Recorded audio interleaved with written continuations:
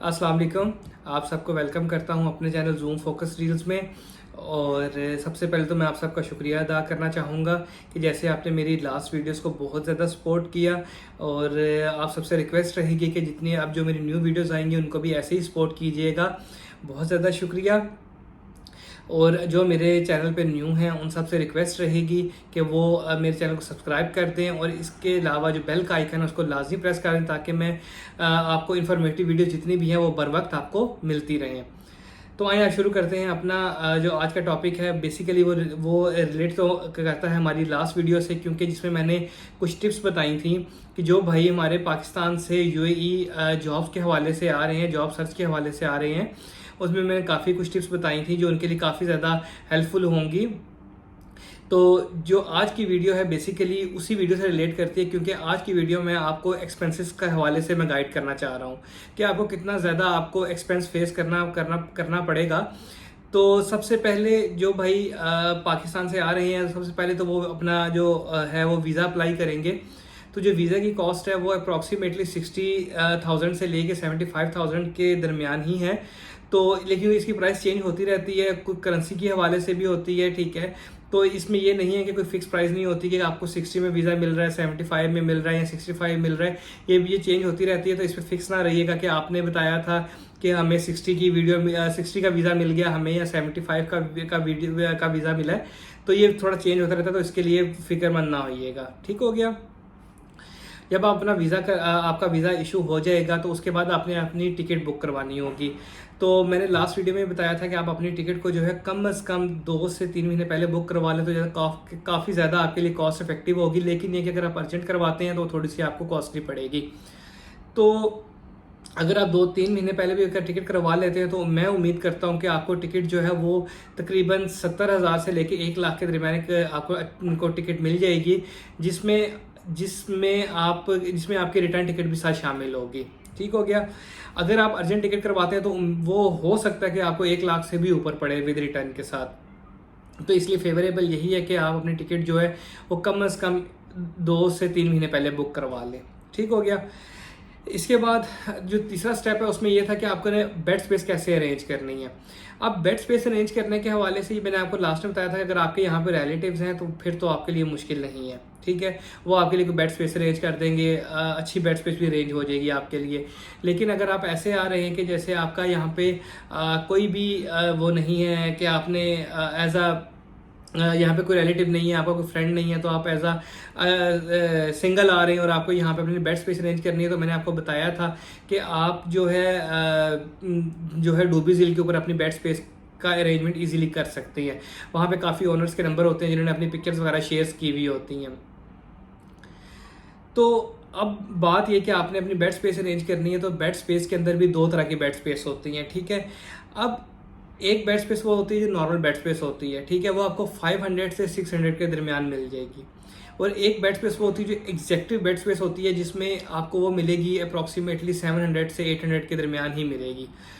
तो अब जो नॉर्मल बेड स्पेस होती है उसमें कमरे में जो होता है वो डबल बेड्स होते हैं। ठीक है, उसमें हो सकता है कि अगर 4 बेड्स होंगे तो उसमें 8 लड़के रहते होंगे। ठीक है, और अगर जो एग्जेक्टिव की बात की जाए तो उसमें ये होता है कि हो सकता है कि 2 बेड हों तो 4 लड़के रह रहे हैं, या उसमें मेंबर्स जो रूममेट्स होते हैं वो कम होते हैं, कम और ज़्यादा होते हैं, बस यही फ़र्क होता है। ठीक है, बाकी आपको इंटरनेट की फैसिलिटी उसमें होती है, आपका किचन आपको दिया जाता है, उसमें ओवन की अवेलेबल होता है, फ्रिज उसमें अवेलेबल होता है। ठीक है, और इसके अलावा आपका अटैच बाथ होता है, मतलब जो बाथरूम वगैरह होता है हर चीज़ साथ होती है उसके अंदर। ये 600 के लिए भी है और 800 जो मतलब नॉर्मल बेड स्पेस के लिए भी यही है और एग्जेक्टिव बेड स्पेस के लिए भी यही है। तो इसमें ज़्यादा कोई मतलब डिफरेंस नहीं है। ठीक है, सिर्फ ये है कि उसमें जो मेंबर्स होंगे आपके जो रूममेट्स होते हैं वो कम या ज़्यादा हो सकते हैं। ठीक हो गया। हाँ, अब इसमें एक और चीज़ भी आती है कि ये आपकी लोकेशन पे भी डिपेंड करता है। ठीक है, अगर आपकी लोकेशन किसी ऐसी जगह पर है, ठीक है, जो थोड़ा सा सिटी से दूर है, तो हो सकता है आपको वो एग्जेक्टिव बेड स्पेस भी आपको कम प्राइस में मिल जाए। लेकिन ये कि अगर आपकी बेड स्पेस किसी ऐसे जो जॉबियन एज जहाँ पे ऑफिस बहुत ज़्यादा है उसके पास है, तो हो सकता है कि उसकी जो प्राइस है आपको वो ज़्यादा मिले। ठीक है, ये डिपेंड करता है। इसके बाद आ जाता है आपका नोल कार्ड। ठीक है, कि आपने अपने नोल कार्ड जो होता है यहाँ पे ट्रैवल कैसे करना है। ठीक है, इसमें भी डिफरेंट पैकेजेस होते हैं ट्रैवल करने के लिए। अब आपने नोल कार्ड में आपने कैसे पैकेज करवाना है, देखें अब आ रहे हैं यहाँ पे जॉब सर्च करने के लिए। तो इसमें सबसे जो मतलब जो ज़रूरी बात वो यही मैं कहूँगा, ठीक है, कि आप आके अपना नोल कार्ड एक ही दफ़ा पूरे मंथ का पैकेज करवा लें, ठीक है। तो उसमें मतलब होता है वो आपको अप्रॉक्सीमेटली 200 से 250 के दरमियान ही पड़ जाता है, ठीक है। लेकिन ऐसा नहीं भी है कि अगर आप ये नहीं, अगर पैकेज नहीं करवाना चाहते और कोई ऑप्शन नहीं है, नहीं ऐसा ऑप्शन भी है कि अगर फॉर एग्जांपल आपके एक ही दिन में 2 या 3 इंटरव्यूज आ जाते हैं या आपने ज़्यादा ट्रैवल करना है, तो आप एक दिन के लिए अनलिमिटेड वाला पैकेज भी ले सकते हैं। उसकी कॉस्ट तकरीबन 20 दिरहम से लेकर 25 दिरहम के दरमियान होती है, ठीक हो गया। और अगर आपका आप जाहिर सी बात है, अगर आप रेगुलर ट्रैवल नहीं कर रहे तो उसमें आपको जो है आपको अगर आपने कार्ड अपना रिचार्ज करवाना है, ठीक है, तो उसमें आप अपना बैलेंस भी करवा सकते हैं। वो आपको मतलब पर विजिट के हिसाब से जो जितना भी आप ट्रैवल करेंगे उसमें ऑटोमेटिकली वो डिटेक्ट होता रहेगा। चाहे आप उसमें 20 दिरहम करवा लें, 30 करवा लें, लेकिन ये कि उसमें मिनिमम जो है वो 10 दिरहम से प्लस होने चाहिए ताकि आप अपनी डेस्टिनेशन तक पहुँच सकें, ठीक हो गया। इसके अलावा जो नेक्स्ट जो है उसमें आ जाती है फूड की बात, ठीक है। अब फूड के हवाले से बात की जाए तो ये आपको डिपेंड करता है कि आपने यहाँ पे किस तरह से अपने फूड का अरेंजमेंट करते हैं। अब यहाँ पे आपको डिफरेंट होटल्स मिलते हैं, ठीक है, उसमें ये कि आप के डिफरेंट रेस्टोरेंट्स में जाते हैं, ठीक है, तो वो आपके टेस्ट पे डिपेंड करता है, ठीक है। इसमें भी अब ये कहूँगा दो तरह से, एक नॉर्मल में भी है और एक एग्जेक्टिव में भी है। अब जो नॉर्मल में ये कहा जाता है अगर आप कुछ कुकिंग खुद करते हैं, कुछ आउटडोर करते हैं, मतलब रेस्टोरेंट्स वगैरह में खाना खाते हैं, तो वो आपका अप्रॉक्सीमेटली 300 के अंदर जो है पूरा मंथ कवर हो जाता है। या अगर बहुत थोड़ा सा ऊपर चला भी जाए तो वो तकरीबन 300-350 के दरमियान का अच्छा अपना मंथ का जो है ना आप खाना वगैरह जो है फूड का जो है ना वो अपना कर सकते हैं। इसके बाद आ जाता थोड़ा एग्जेक्टिव में। एग्जेक्टिव में ये होता है कि आपने टोटली होटलिंग आउट आपने बाहर की है या आपने किसी अच्छे होटल से अपना मेस कर लिया है, ठीक है, तो वो तकरीबन आपको 400 से 500 के दरमियान आपको कॉस्ट बियर करनी पड़ेगी। तो ये यहाँ पे जो फूड वगैरह के हवाले से काफ़ी अच्छा होता है, ठीक है। अगर आप मेस भी लगवा लेते हैं किसी रेस्टोरेंट से कर लेते हैं, पूरे मंथ की आप कर लेते हैं, तो उसमें कॉस्ट आपको कम या ज़्यादा भी हो सकती है, लेकिन यहाँ पर डिपेंड करता है कि आप अपनी किस तरह से आप अपने जो रेस्टोरेंट के साथ जो है वो आप डील करते हैं या फिर आके यहाँ पे अपनी कुकिंग आप खुद करते हैं, ठीक है। क्योंकि किचन आपके पास होता है तो आप अपनी कुकिंग वगैरह खुद कर सकते हैं, ठीक है। तो वो इससे भी ज़्यादा आपको जो है ना जो आपको सेविंग वगैरह हो जाएगी, उसमें तो कॉस्ट आपको कम पड़ेगी। इसके अलावा ये कि अगर फूड के हवाले से तो मैंने आपको जितना डिटेल गाइड कर सकता था मैंने कर दिया, ठीक है। लेकिन ये कि बाज़ जगहों पे ये भी आपको बताना चाहूँगा कि बाज़ एरियाज़ में थोड़ा फूड महंगा भी है और बाज़ एरियाज़ में थोड़ा सा फूड सस्ता भी है, ठीक है। तो ये आपको डिपेंड करता है कि आपने बेड स्पेस आपने किस जगह पर ली है। तो वहाँ जिस जगह बेड स्पेस लेंगे, जो आपके सराउंडिंग में होटल्स होंगे, वो अकॉर्डिंग उसके जो उनके रेट्स वगैरह होंगे वो उसके मुताबिक ही होंगे, लेकिन बहुत ज़्यादा नहीं होते, लेकिन ये थोड़ा डिफरेंट होता है, ठीक है। इन सब में कि प्राइस में थोड़ा सा फ़र्क आ सकता है, ठीक है।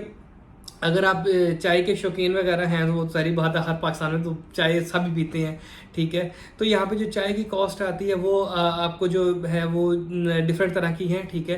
तो उसमें आपको 1 दिरहम की भी चाय मिल जाती है, 2 दिरहम की भी मिलती है और 3 दिरहम की भी मिल जाती है, ये डिपेंड कर रहा होता है। कॉफ़ी वगैरह का भी इसी तरह से एक मतलब प्राइस वगैरह जो है वो चेंज होती रहती हैं। और कोल्ड ड्रिंक्स वगैरह जो हैं वो तो आप किसी भी मतलब आप शॉप पे जाएंगे, किसी बकाले वगैरह पे जाते हैं तो आपको क्या कहते हैं ना कोल्ड ड्रिंक्स वगैरह आपको मिल जाएंगी, ठीक है। और उसकी भी कॉस्ट तकरीबन इतनी है, 2 दिरहम, 3 दिरहम और 5 दिरहम्स के दरमियान है, ठीक है। डिपेंड करता है कि आप कौन सी जो कोल्ड ड्रिंक्स वगैरह पीना पसंद करते हैं। अब आ जाती है नेट की बात।